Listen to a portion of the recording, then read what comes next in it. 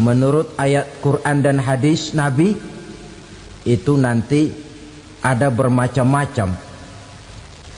Ada orang beriman itu yang dimasukkan surga. Ada orang beriman itu yang dimasukkan ke dalam surga. Ada orang beriman itu yang disebut penduduk surga. Kenapa lain-lain, Pak? Karena waktu di dunia amalannya juga lain-lain. Ada orang beriman yang masuk surga. Ini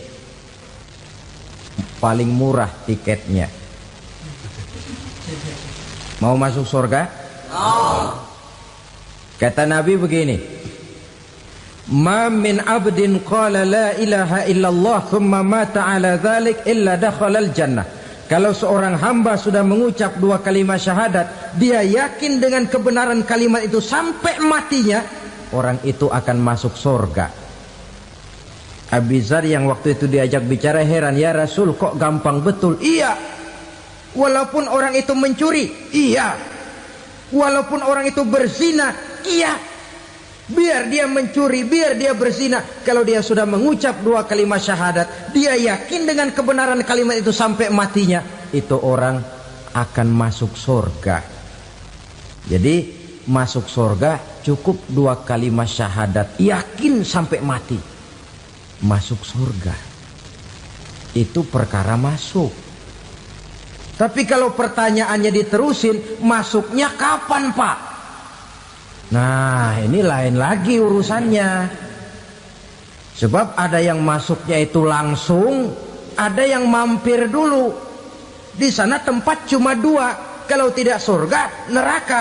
Mau ke surga tapi mampir dulu, yang mampirnya jelas di neraka. Kenapa? Dalam hadis qudsi ada riwayat, nanti itu di akhirat, setelah Allah selesai mengatur penduduk surga masuk surga, yang neraka masuk neraka, Allah berkata kepada malaikat Malik, malaikat Malik, labaik ya Allah, itu bajingan-bajingan tengik, manusia-manusia durjana yang waktu di dunia tidak mau sujud, jauh dari ulama, gemar melakukan yang munkarat dan maksiat, hidup di tengah masyarakat selalu jadi bibit keonaran, kufur, sudah masuk neraka semua. Sudah ya Allah. Nah, kalau sudah, coba sekarang kamu masuk, Malik. Saya, iya, masuk neraka. Mau apa ya Allah? Kata Allah, akhriju minan nar man kana fi qalbihi misqala habatin min khardalin min iman. Kau masuk neraka, cari di dalam neraka orang-orang yang ada imannya walaupun kecil sebesar biji zarah, angkat mereka keluar.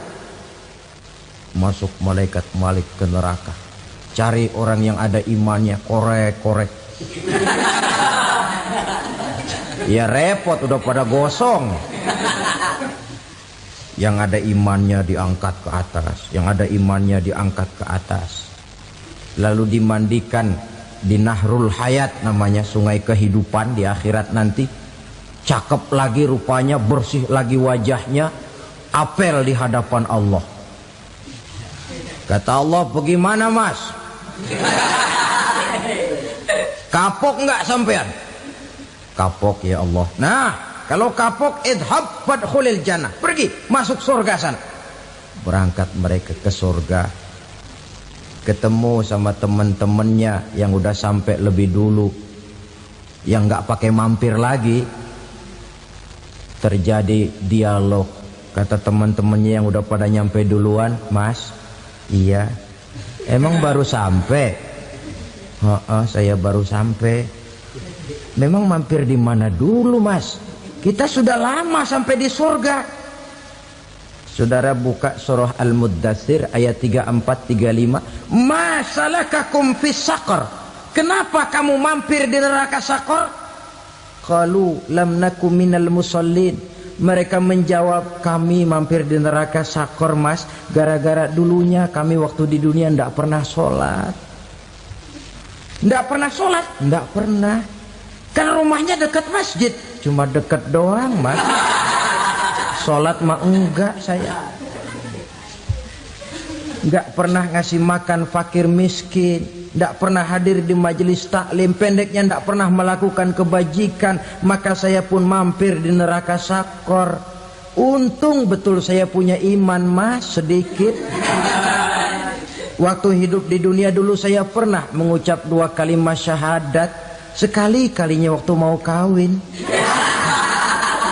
Masya Allah. Untung saja kawin, kalau nggak kawin polos.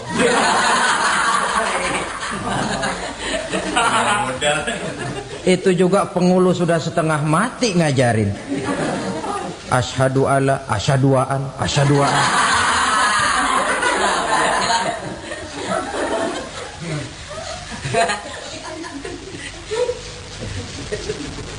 Ini namanya masuk surga, ada mampir dulu. Ada pula orang mukmin itu yang dimasukkan surga. Namanya dimasukkan kan terima beres. Saya masuk ke rumah, jalan sendiri, cari tempat sendiri. Saya dimasukkan ke dalam rumah, terima beres, pokok ada di dalam, itu dimasukkan namanya. Nggak pakai mampir. Tapi tentu tiketnya lebih mahal ketimbang yang pertama tadi. Apa kata Allah? Innal ladzina amanu wa amilus salihat la ukaffiranna anhum sayyi'atihim wa la udkhilannahum jannah. Sesungguhnya orang-orang yang beriman kemudian beramal soleh, kami hapuskan segala dosa dan kesalahannya, kami masukkan mereka ke dalam surga. Lihat ayatnya, Allah yang memasukkan, kita yang dimasukkan.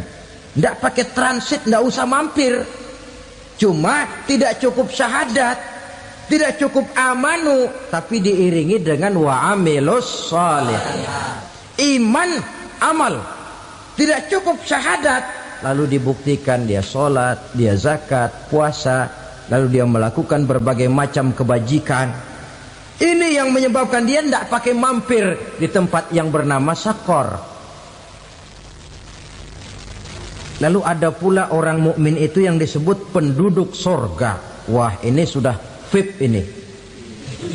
Ashabul jannah, penduduk sorga. Siapa mereka? Kata Allah, innal ladzina amanu summa istaqamu fala khaufun alaihim wala hum yahzanun ulaika ashabul jannah hum fiha khalidun. Sesungguhnya orang-orang yang beriman lalu istiqamah, tetap dalam melaksanakan perintah Allah, tidak goyah, tidak labil tapi stabil, istiqamah, mereka tidak takut dan tidak bersedih hati. Merekalah penduduk surga. Iman, istiqamah. Tidak punya duit, sembahyang. Banyak duit, sembahyang. Miskin, sembahyang. Kaya, tetap sembahyang. Istiqamah. Kadang orang kalau susah rajin ke masjid, banyak duitnya ngelihat masjid melengos. Waktu miskin hamba Allah, setelah kaya jadi hamba harta. Bergeser, tidak ada nilai istiqomahnya. Saudara-saudara, dengan begitu penduduk neraka itu dua. Ada penduduk permanen, ada penduduk yang semi permanen. Yang semi permanen orang-orang beriman yang mempunyai dosa besar. Mereka masuk ke neraka untuk menerima azab sesuai dengan dosanya. Bila selesai masa azab itu, mereka akan diangkat untuk ditempatkan kembali ke dalam surganya Allah Subhanahu wa ta'ala. Nah, dikala itulah saudara-saudara, ada yang disebut syafaat dari Rasulullah Sallallahu Alaihi Wasallam. Tapi tentu jangan lupa, syafaat ini ibarat kain menambal dia. Kita punya kain bolong-bolong sedikit, syafaat yang menambal. Sholat kita ada kurang dikit, sedekah kita ada campur riak dikit, amalan kita ada tidak karena Allah dikit, kita berharap syafaat. Jadi biarlah kain masih bolong-bolong, yang penting punya kain. Tapi kalau kainnya tidak ada, yang ditambal apanya? Sholat tidak, puasa tidak, zakat tidak, berharap syafaat saja. Ya, terlalu berlebihan itu. Saudara hadirin yang saya hormati, apabila selesai proses penghisaban, proses penghitungan, maka dikala itulah manusia terbagi dalam dua kelompok besar. Fariqun fil jannah wa fariqun fis sa'ir. Sekelompok orang-orang beruntung yang masuk ke dalam surga, dan sekelompok lagi masuk ke dalam neraka. Ibu-ibu, saudara-saudara kaum muslimin rahimakumullah. Pada pertemuan yang lalu sudah saya jelaskan bahwa hidup selalu berakhir dengan kematian. Apabila datang kematian menimpa seseorang, datanglah kiamat baginya. Itu yang disebut dengan kiamat kecil. Hakikatnya mati adalah perpindahan dari kehidupan di dunia ini menuju kehidupan di alam barzakh. Menunggu kita di alam barzakh sampai datangnya saat kiamat. Entah 10 tahun, entah 100 tahun, entah 1000 tahun, hanya Allah saja yang maha tahu. Adapun orang-orang beriman yang melakukan amal kebajikan dalam kehidupan di dunia ini, masa penantian yang lama di alam barzakh buat mereka sebentar saja.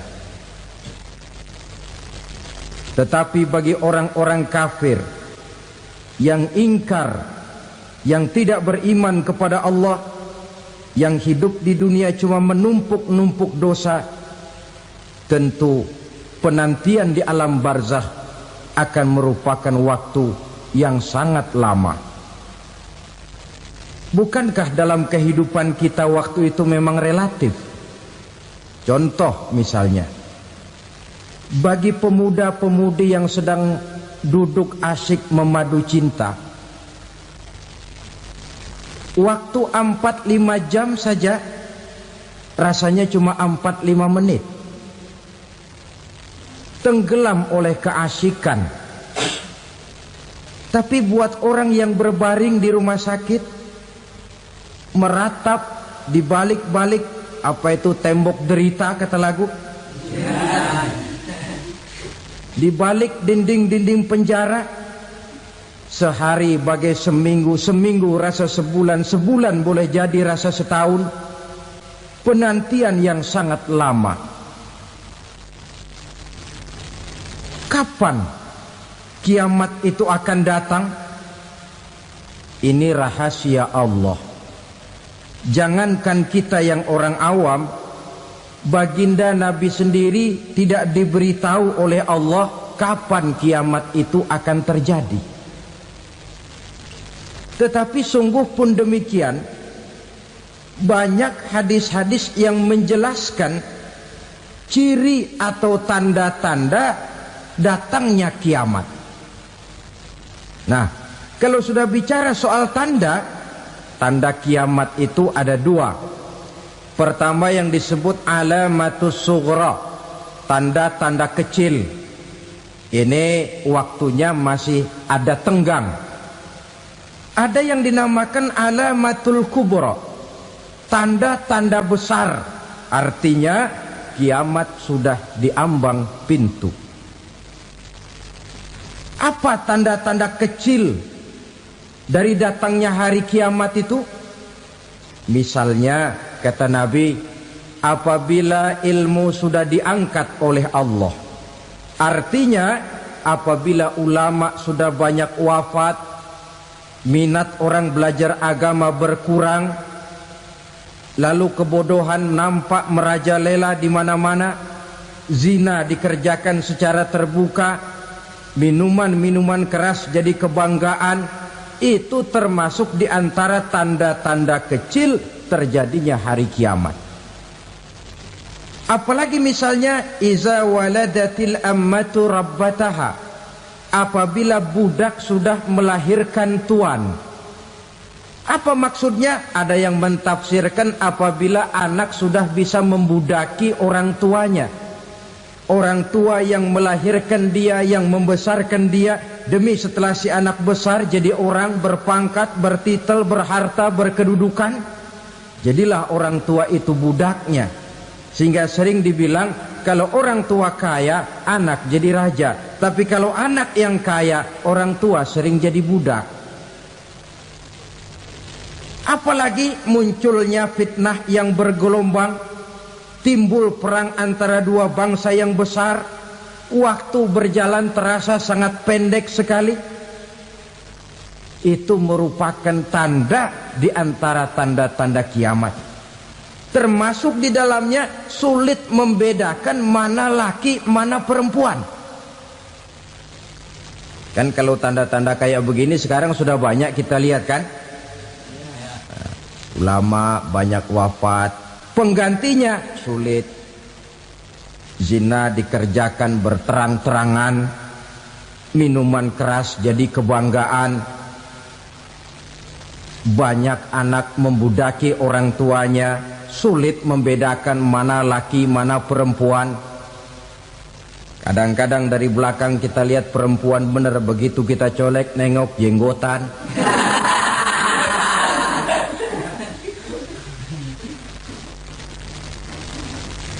Ini termasuk tanda-tanda kecil, masih ada tenggang sampai akan terjadinya kiamat itu. Nah, yang dimaksud dengan tanda-tanda besar, ini tanda besar artinya kiamat sudah di ambang pintu.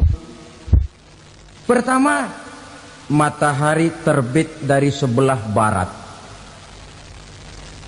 Apabila matahari sudah terbit dari arah sebelah barat, tertutuplah sudah pintu taubat. Bersabda Nabi kita, la taqumus sa'atu hatta tatlu'a syamsu min maghribiha.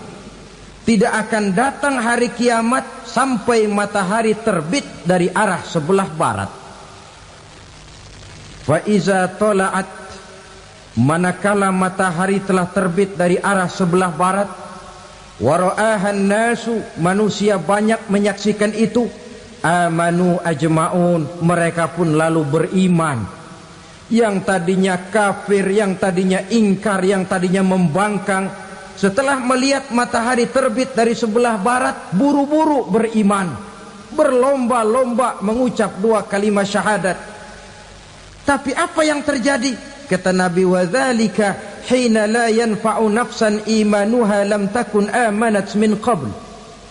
Hari itu adalah hari yang iman sudah tidak berguna lagi bagi seseorang apabila sebelumnya memang dia tidak pernah beriman. Au kasabat fi imaniha khaira, atau beriman tetapi tidak pernah melakukan kebajikan di dalam keimanannya itu. Hari yang sudah kasib, hari yang sudah terlambat, beriman tidak akan ada gunanya lagi. Ini pelajaran buat kita.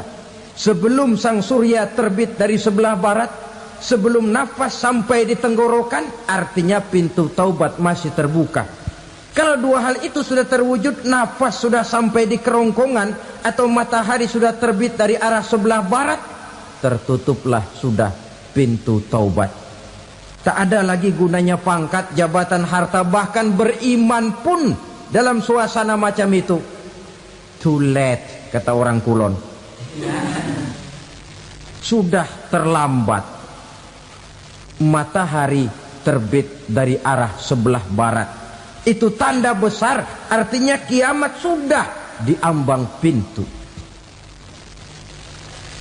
Lalu apalagi tanda besar? Munculnya Dajjal. Dajjal artinya pendusta-pendusta yang menyesatkan manusia. Ada dua macam Dajjal, saudara. Ada Dajjal kecil. Ini Dajjal kelas teri. Kalau ini sejak zaman Rasulullah sudah ada itu. Tiap zaman ada. Di zaman Rasulullah misalnya ada yang bernama Aswad al-Unsi dari Yaman. Ada yang namanya Musailamah Al-Kazzab dari Yamamah. Ada yang namanya Ibnu Sayyad dari Madinah. Ini dajjal-dajjal di zaman Rasul. Musailamatul Kazzab memproklamirkan diri jadi nabi dia. Di zaman Rasul masih hidup. Ini dajjal zaman Nabi. Di zaman sahabat muncul dajjal-dajjal. Di zaman kita sekarang ini dajjal-dajjal pun gentayangan. Dajjal-dajjal kelas teri. Kerjanya mendustakan manusia, menyesatkan manusia, memalingkan manusia dari jalan yang benar dan diridhoi oleh Allah Subhanahu wa taala. Adapun yang merupakan tanda besar dari datangnya kiamat, dajjal-dajjal kelas kakap.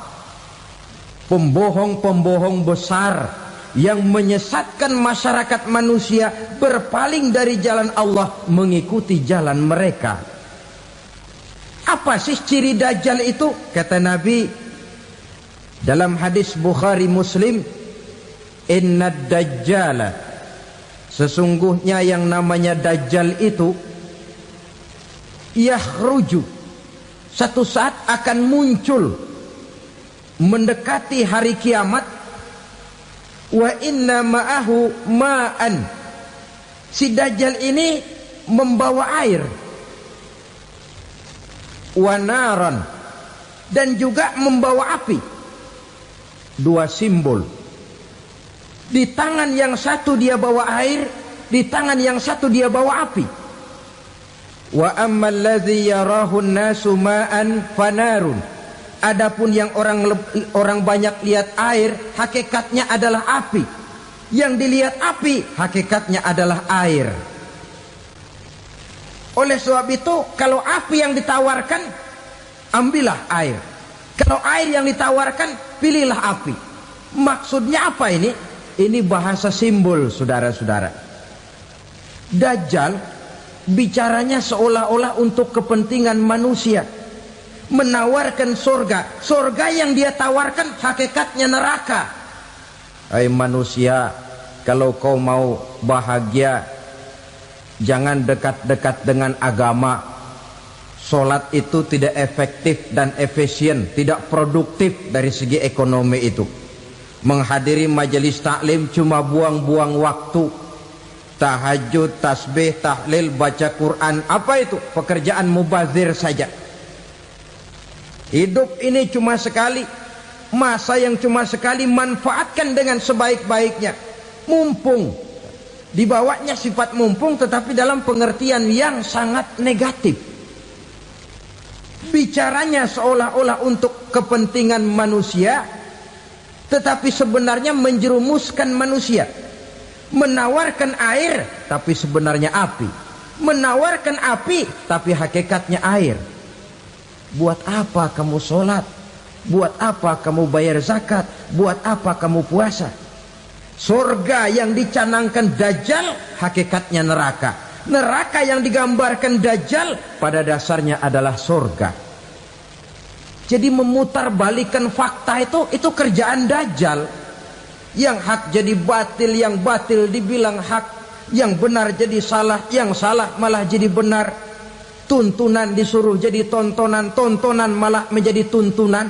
Itu pekerjaan dajjal profesinya. Zamannya Nabi Adam, dajjalnya kan iblis. Betul? Betul. Apa sih gang kerayuan iblis itu? Allah setelah menciptakan Nabi Adam kan bilang, Adam, kau dan istrimu Hawa tinggal di surga ini. Seluruh fasilitas yang ada di surga persilahkan kau nikmati. Satu yang tidak boleh, jangan coba-coba dekati pohon khuldi. Dekat saja jangan, apalagi sampai memetiknya. Datang dajjal yang namanya iblis ini. Adam, kamu tahu nggak kenapa tidak boleh makan buah khuldi? Ya nggak tahu, pokoknya saya dilarang. Bodoh kamu Dam. Khuldun artinya kekal.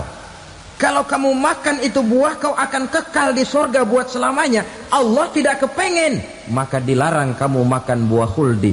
Kalau kau ingin kekal di surga Adam, makan saja. Saya bicara begini ini untuk kepentingan kamu Adam. Ini kan ciri-ciri Dajjal.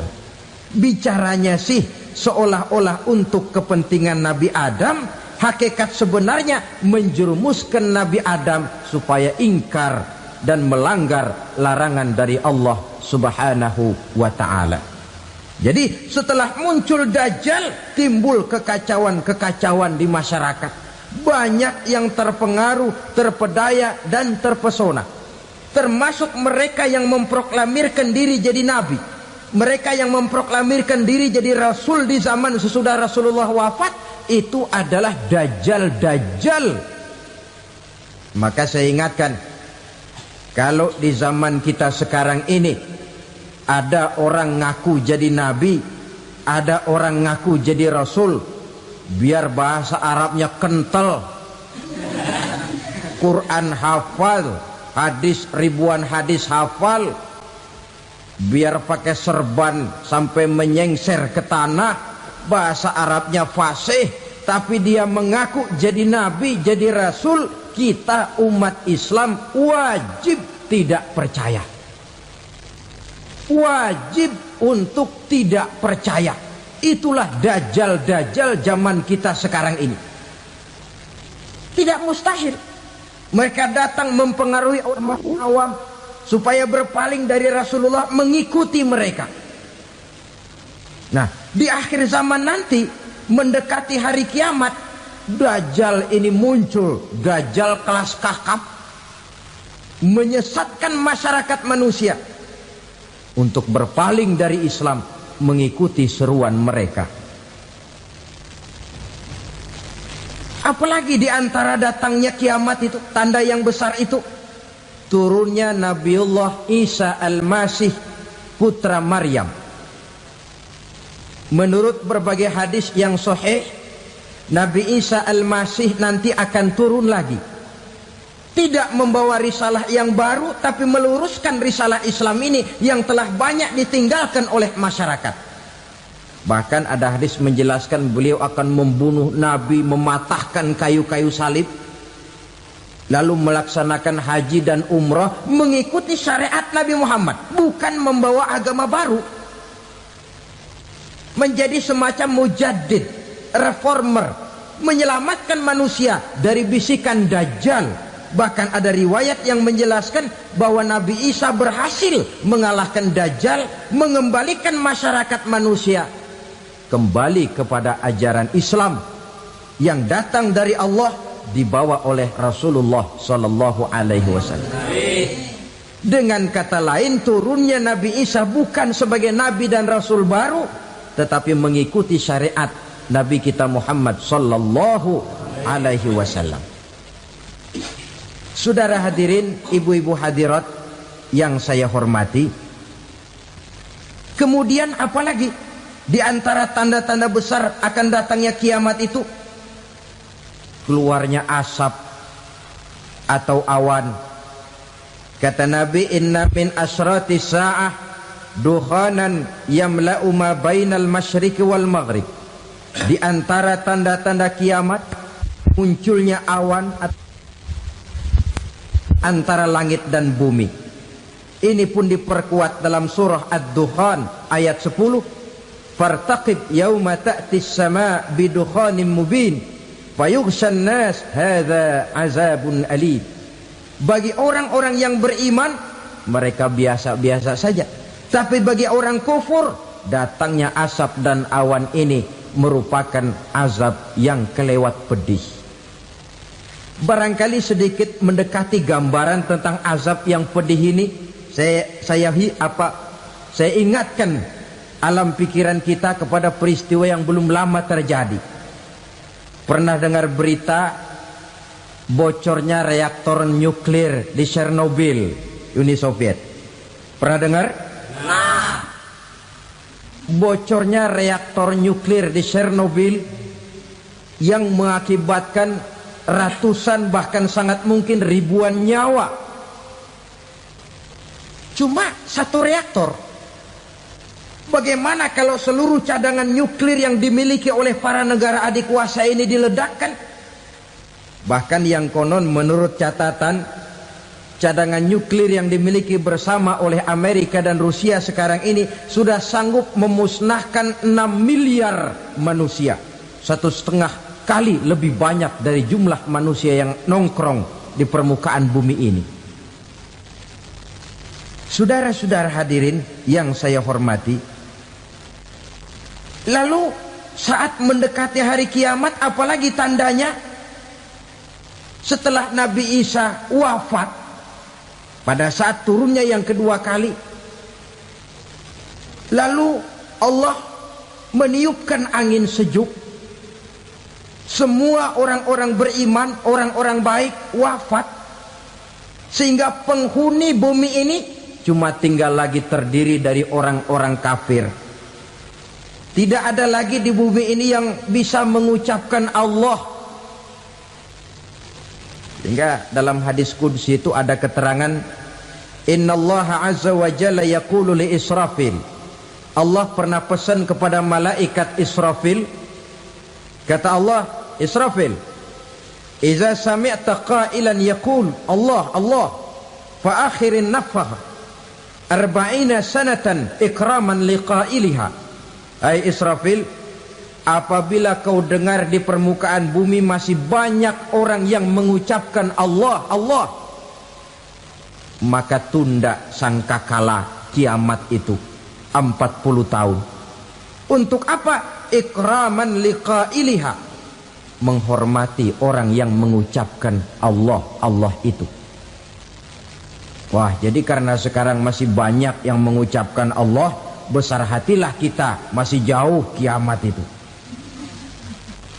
Tapi jangan lupa, kiamat pribadi, kiamat kecil itu yang gak kita sangka-sangka.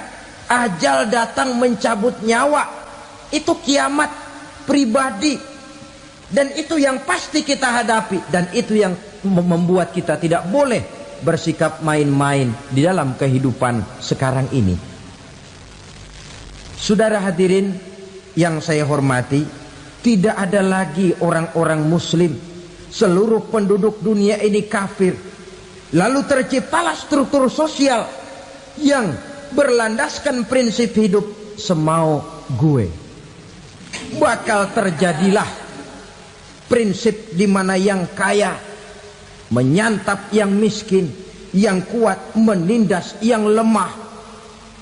Hidup sudah bagaikan di rimba belantara, berlaku hukum rimba. Siapa yang kuat dia yang menang, siapa yang lemah menjadi mangsa. Timbul kekacauan, maksiat merajalela, munkarat menjadi-jadi, sehingga isi bumi ini penuh dengan segala macam perbuatan dosa. Tidak ada perlunya lagi alam diperpanjang temponya. Datang saat yang sudah dijanjikan oleh Allah Azza wa Jalla, maka terjadilah yang disebut kiamat kubra, kiamat besar, kiamat ancur-ancuran. Bagaimana kejadian ini dimulai?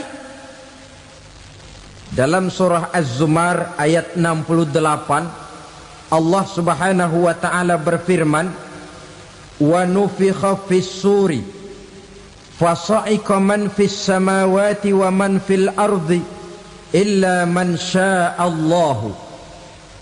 Maka manakala ditiuplah sangkakala, terkejutlah seluruh yang ada di langit dan seluruh yang ada di bumi.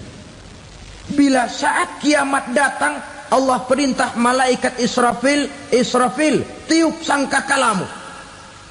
Ditiuplah sangkakala oleh malaikat Israfil.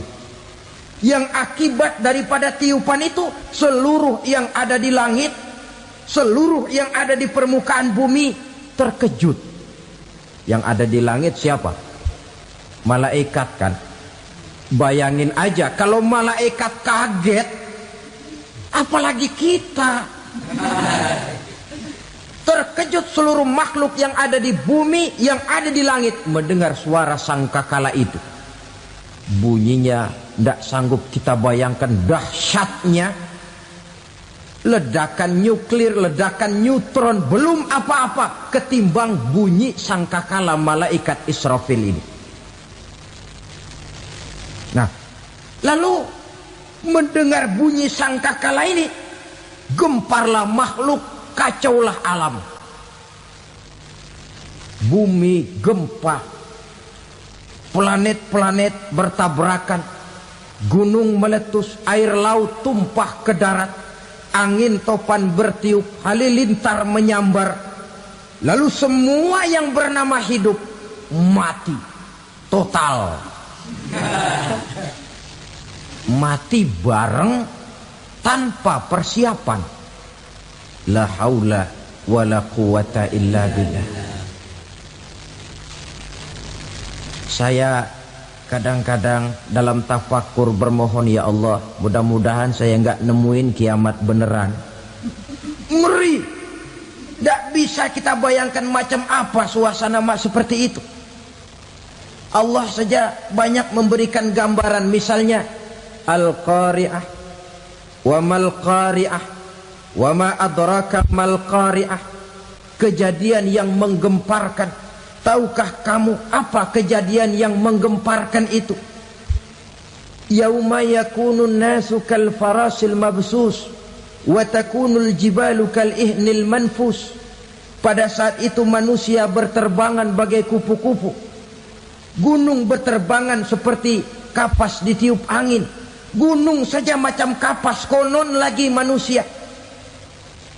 Kematian total, mulai semut sampai gajah mati, jin mati, iblis mati, malaikat mati. Oh, malaikat saja mati.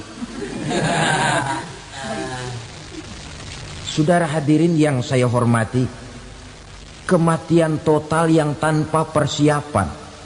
Orang bilang, Pak, kalau mati bareng begitu yang repot malaikat maut dong ya. Cabut sana, cabut sini. Itu kalau menurut logika kita, mestinya begitu menurut logika. Tapi logika juga yang nggak perlu serepot itu.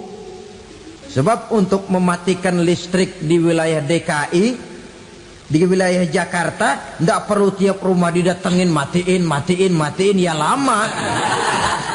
Cukup dari kantor pusatnya saja PLN, tekan satu tombol, gelaplah seluruh Jakarta. Saudara hadirin yang saya hormati, kematian total. Lalu setelah kematian total, planet-planet juga mati, dalam arti tidak bergerak dan beredar. Angin mati, dalam arti tidak bertiup. Air mati, dalam arti tidak ada riak gelombang. Pokoknya semua mati. Kullu nafsin za'iqatul maut. Semua yang bernafas mati. Dalam ayat lain, kullu man 'alaiha fan. Semua yang ada di permukaan bumi fana. Yang kekal cuma Allah Subhanahu wa ta'ala. Yang paling belakang mati malaikat maut dan malaikat Israfil. Tapi mati juga sesuai dengan janji Allah. 40 lamanya. Tidak dijelaskan oleh Abi Hurairah 40 jam, apa 40 hari, apa 40 tahun. Hadis-hadis cuma menyebutkan 40 saja. Sunyi alam, yang tinggal cuma Allah saja lagi. Ketika itu Allah berseru-seru, katanya, limanil mulkul yauma. Siapa para penguasa hari ini? Mana itu raja-raja dan penguasa yang dulu mengaku jadi Tuhan? Fir'aun. Mana Fir'aun sekarang? Yang dulu jadi raja, merasa berhasil, sombong, lalu tidak mau turun-turun dari kekuasaannya, sampai kepada puncak kekurang ajarannya mengangkat diri jadi Tuhan. Mana itu Fir'aun? Namrus. Mana sekarang Namrus? La ilaha illa ana. Ternyata tidak ada Tuhan lain selain daripada aku, kata Allah. Proses kemudian, saudara-saudara, turunlah hujan dari langit. 40 lamanya hujan itu. Tidak jelas juga 40 jam apa 40 hari. Setelah air turun membasahi, datanglah tiupan sangkakala yang kedua. Semua yang bernama mati bangkit dari kuburnya masing-masing. Ini yang disebut Yaumul Ba'thi, hari kebangkitan. Allahu Akbar. Pada saat kita bangkit dari kubur kita masing-masing, kumpul di padang mahsyar namanya. Bayangin aja, saya sendiri nggak sanggup bayangin.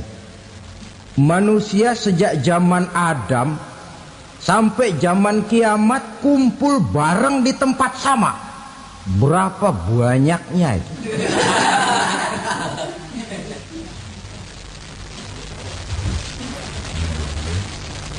Dan yang luar biasa menurut satu riwayat, pada saat bangkit itu, Masya Allah, roman muka kita berubah, disesuaikan dengan amalan kita waktu di dunia ini. Barang siapa yang waktu di dunia amalannya itu amalan tikus, di akhirat nanti dia bangkit dari kubur, mukanya seperti muka tikus. Gagah betul badannya, tapi mukanya seperti tikus. Kenapa? Amalannya waktu di dunia seperti amalan tikus. Apa amalan tikus itu? Suka ngegeragoti barang yang sudah disimpan rapi-rapi. Orang sudah simpan uang rapi-rapi, simpan perhiasan rapi-rapi, digeragoti oleh tikus. Maling-maling, pencoleng-pencoleng, koruptor-koruptor. Itu nanti di akhirat nanti kita lihat mukanya seperti muka tikus. Oh ini waktu di dunia suka nyolong, mukanya seperti muka tikus. Barang siapa yang waktu di dunia ini amalannya itu amalan macan, dia akan bangkit nanti mukanya seperti muka macan. Apa amalan macan? Macan itu amalannya menang-menangan. Orang yang mau menang saja nggak mau mengalah. Coba lihat di hutan, kenal hutan nggak? Di hutan, raja hutan di mana-mana pasti macan. Betul kan? Betul. Padahal hutan belum pernah bikin pemilihan umum. Tapi macan tidak peduli ada pemilihan umum apa tidak, pokok saya raja. Sebab apa? Macan jadi raja itu bukan karena benar, tapi karena kuat jadi raja. Setelah dia jadi raja, rakyat hutan yang mesti dilindungi malah dimakan oleh raja macan. Kambing rakyat hutan dimakan oleh macan. Ayam rakyat hutan dimakan oleh macan. Itu nanti kita lihat di akhirat itu mukanya seperti muka macan, gagah betul.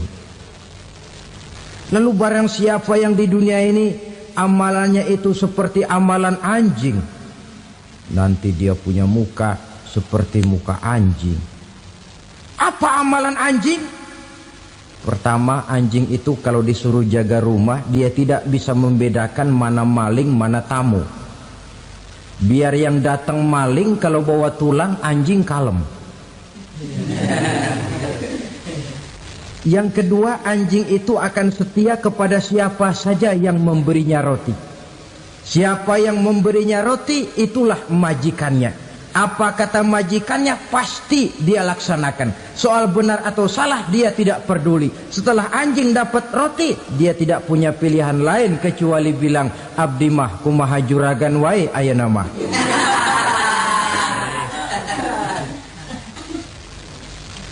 Saudara hadirin yang saya hormati,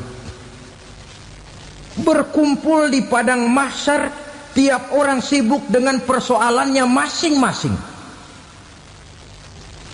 Matahari waktu itu didekatkan oleh Allah. Panas luar biasa.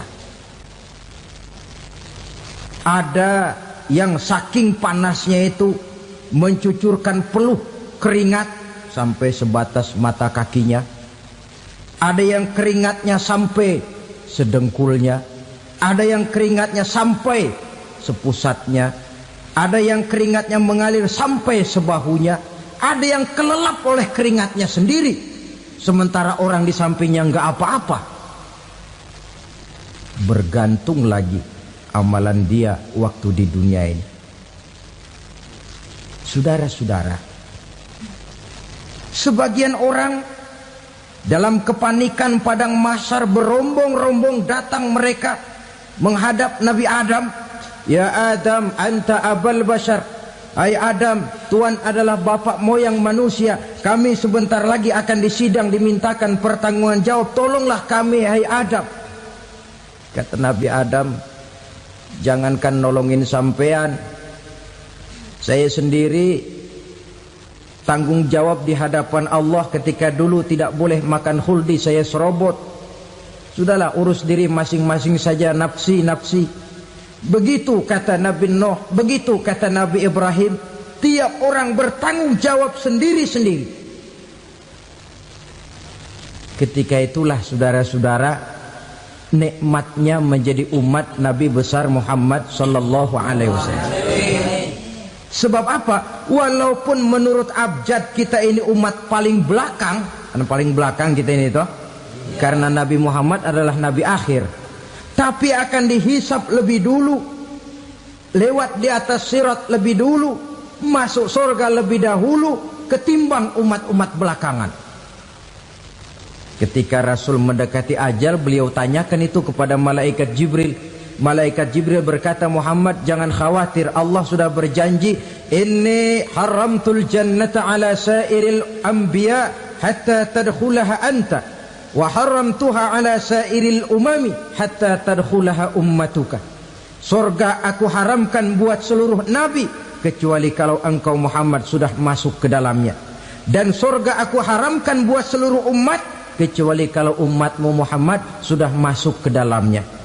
Logikanya, walaupun menurut abjad kita umat paling belakang, bakal dihisap paling dulu, lewat di atas sirat paling dulu, masuk surga paling dulu, kalau mampir ke neraka juga paling dulu. Ya resiko. Jangan mau enaknya aja paling dulu. Saudara hadirin yang saya hormati, setelah masa kebangkitan itu jangan dikira begitu bangkit langsung diperiksa.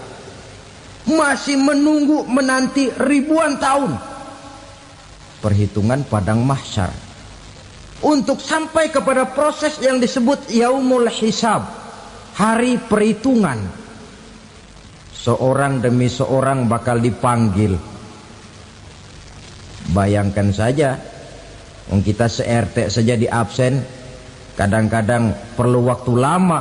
Ini manusia sejak zaman Nabi Adam sampai datang hari kiamat, satu demi satu disidang di hadapan Qadhi Rabbul Jalil. Status sosial copot sudah waktu itu. Yang pernah jadi hartawan di situ tidak lagi kelihatan kehartawanannya.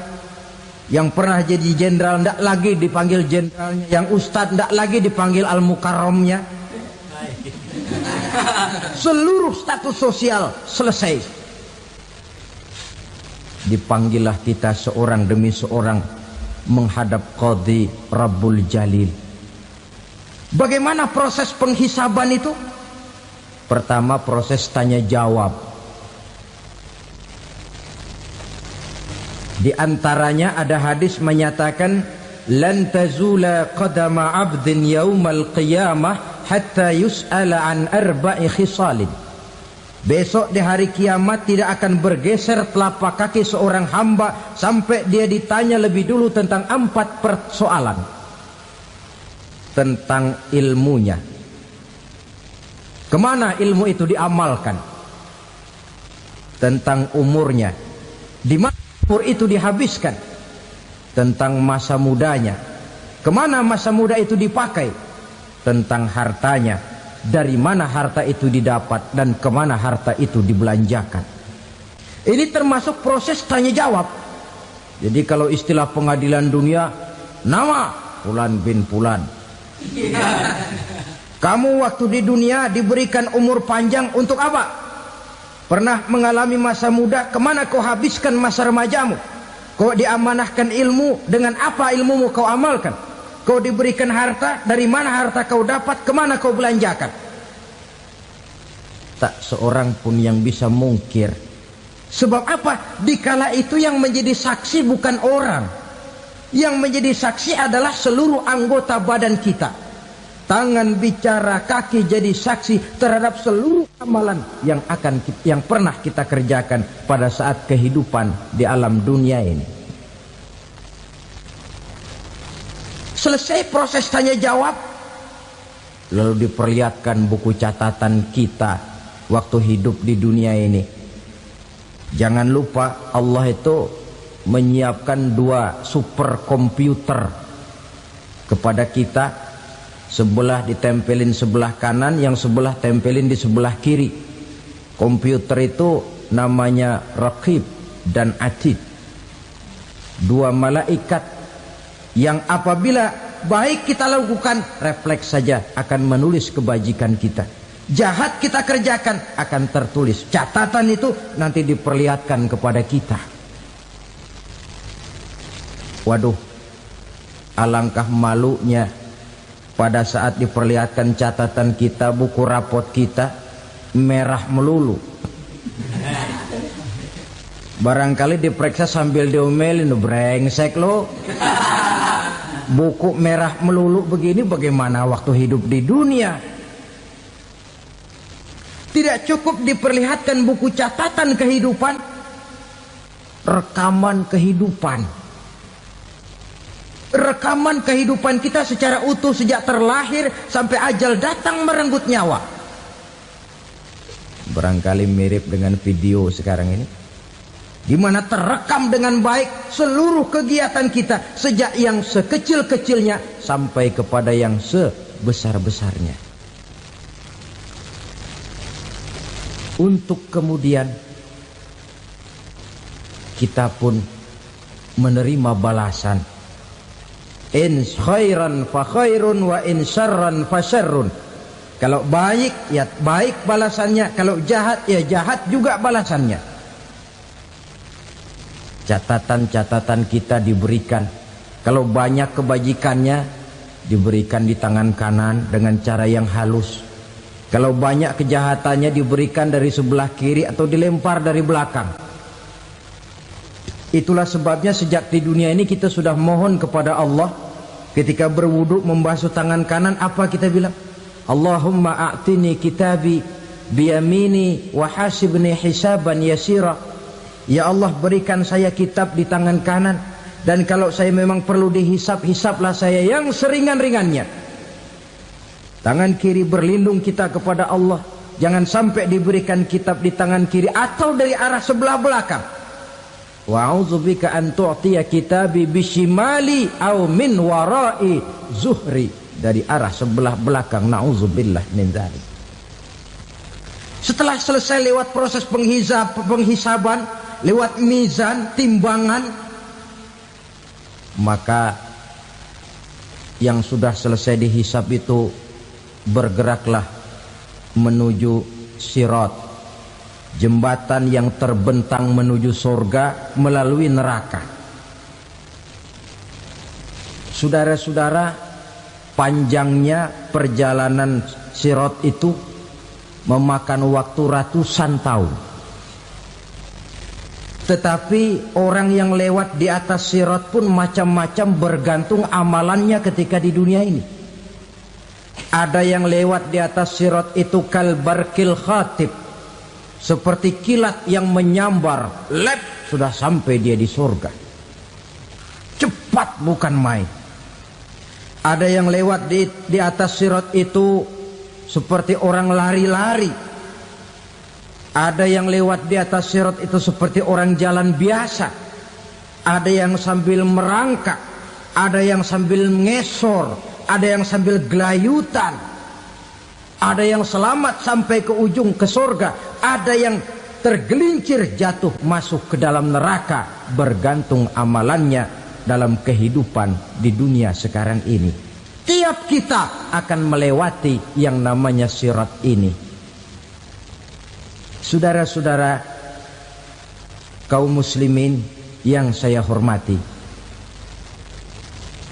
dengan demikian mereka yang selamat melalui sirat sampai ke terminal akhir surga, mereka yang ketika dihisab ternyata banyak kejahatannya daripada kebaikannya, mereka singgah di dalam neraka. Nah, adapun orang-orang yang beriman menurut ayat Quran dan hadis Nabi itu nanti ada bermacam-macam. Ada orang beriman itu yang dimasukkan surga. Ada orang beriman itu yang dimasukkan ke dalam surga. Ada orang beriman itu yang disebut penduduk surga. Kenapa lain-lain, Pak? Karena waktu di dunia amalannya juga lain-lain.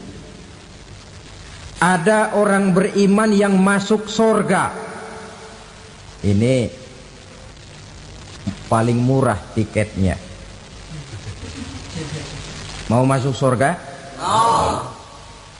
Kata Nabi begini, ma min abdin qala la ilaha illallah thumma mata ala dhalik illa dakhalal jannah. Kalau seorang hamba sudah mengucap dua kalimat syahadat, dia yakin dengan kebenaran kalimat itu sampai matinya, orang itu akan masuk surga. Abi Dzar yang waktu itu diajak bicara heran, ya Rasul kok gampang betul? Iya, walaupun orang itu mencuri, iya, walaupun orang itu berzina, iya, biar dia mencuri, biar dia berzina, kalau dia sudah mengucap dua kalimat syahadat, dia yakin dengan kebenaran kalimat itu sampai matinya, itu orang akan masuk surga. Jadi masuk surga cukup dua kalimat syahadat, yakin sampai mati, masuk surga. Itu perkara masuk. Tapi kalau pertanyaannya diterusin, masuknya kapan, Pak?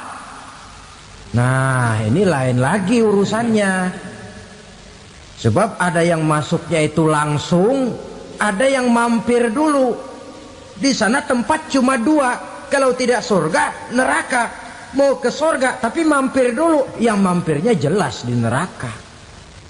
Kenapa? Dalam hadis qudsi ada riwayat, nanti itu di akhirat, setelah Allah selesai mengatur penduduk surga masuk surga, yang neraka masuk neraka, Allah berkata kepada malaikat Malik, malaikat Malik, labaik ya Allah, itu bajingan-bajingan tengik, manusia-manusia durjana yang waktu di dunia tidak mau sujud, jauh dari ulama, gemar melakukan yang munkarat dan maksiat, hidup di tengah masyarakat selalu jadi bibit keonaran, kufur, sudah masuk neraka semua. Sudah ya Allah. Nah, kalau sudah, coba sekarang kamu masuk, Malik. Saya, iya, masuk neraka. Mau apa ya Allah? Kata Allah, akhriju minan nar man kana fi qalbihi misqala habatin min khardalin min iman. Kau masuk neraka, cari di dalam neraka orang-orang yang ada imannya walaupun kecil sebesar biji zarah, angkat mereka keluar. Masuk malaikat Malik ke neraka, cari orang yang ada imannya, korek-korek. Ya repot, udah pada gosong. Yang ada imannya diangkat ke atas, yang ada imannya diangkat ke atas, lalu dimandikan di Nahrul Hayat, namanya sungai kehidupan di akhirat nanti. Cakep lagi rupanya, bersih lagi wajahnya, apel di hadapan Allah. Kata Allah, bagaimana mas? Kapok nggak sampean? Kapok ya Allah. Nah, kalau kapok, idhab fadkhulil jannah, pergi masuk surga sana. Berangkat mereka ke surga. ketemu sama teman-temannya yang udah sampai lebih dulu, yang nggak pakai mampir lagi. Terjadi dialog. Kata teman-temannya yang udah pada nyampe duluan, "Mas, iya, emang baru sampai?" "Oh, saya baru sampai." "Memang mampir di mana dulu, Mas? Kita sudah lama sampai di surga." Saudara buka surah Al-Muddatsir ayat 34-35. "Ma salakakum fis saqar?" Kenapa kamu mampir di neraka Sakor? Qalu lam naku minal musallin. Mereka menjawab, kami mampir di neraka Sakor, Mas, gara-gara dulunya kami waktu di dunia ndak pernah sholat. Ndak pernah sholat? Ndak pernah. Kan rumahnya dekat masjid. Cuma dekat doang, Mas. Sholat mah enggak saya. Nggak pernah ngasih makan fakir miskin, nggak pernah hadir di majelis taklim, pendeknya nggak pernah melakukan kebajikan, maka saya pun mampir di neraka Sakor. Untung betul saya punya iman, Mas, sedikit. Waktu hidup di dunia dulu saya pernah mengucap 2 kalimat syahadat, sekali-kalinya waktu mau kawin. Masya Allah. Untung saja kawin, kalau nggak kawin polos.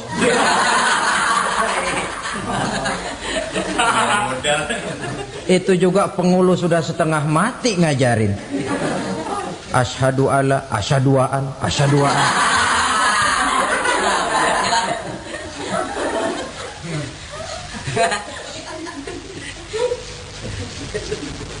Ini namanya masuk surga, ada mampir dulu. Ada pula orang mukmin itu yang dimasukkan surga. Namanya dimasukkan kan terima beres. Saya masuk ke rumah, jalan sendiri, cari tempat sendiri. Saya dimasukkan ke dalam rumah, terima beres, pokok ada di dalam, itu dimasukkan namanya. Nggak pakai mampir. Tapi tentu tiketnya lebih mahal ketimbang yang pertama tadi. Apa kata Allah? Innal ladzina amanu wa amilus salihat la ukaffiranna anhum sayyi'atihim wa la udkhilannahum jannah. Sesungguhnya orang-orang yang beriman kemudian beramal soleh, kami hapuskan segala dosa dan kesalahannya, kami masukkan mereka ke dalam surga. Lihat ayatnya, Allah yang memasukkan, kita yang dimasukkan. Tidak pakai transit, tidak usah mampir. Cuma tidak cukup syahadat, tidak cukup amanu, tapi diiringi dengan wa'amilus salih. Iman, amal. Tidak cukup syahadat, lalu dibuktikan dia sholat, dia zakat, puasa, lalu dia melakukan berbagai macam kebajikan. Ini yang menyebabkan dia tidak pakai mampir di tempat yang bernama Sakor. Lalu ada pula orang mukmin itu yang disebut penduduk sorga. Wah, ini sudah VIP ini. Ashabul jannah, penduduk sorga. Siapa mereka? Kata Allah, innal ladzina amanu summa istaqamu fala khaufun alaihim wala hum yahzanun ulaika ashabul jannah hum fiha khalidun. Sesungguhnya orang-orang yang beriman lalu istiqamah, tetap dalam melaksanakan perintah Allah, tidak goyang, tidak labil tapi stabil, istiqamah, mereka tidak takut dan tidak bersedih hati. Merekalah penduduk surga. Iman, istiqamah. Tidak punya duit, sembayang. Banyak duit, sembayang.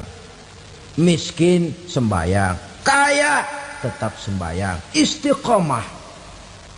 Kadang orang kalau susah rajin ke masjid, banyak duitnya ngelihat masjid melengos.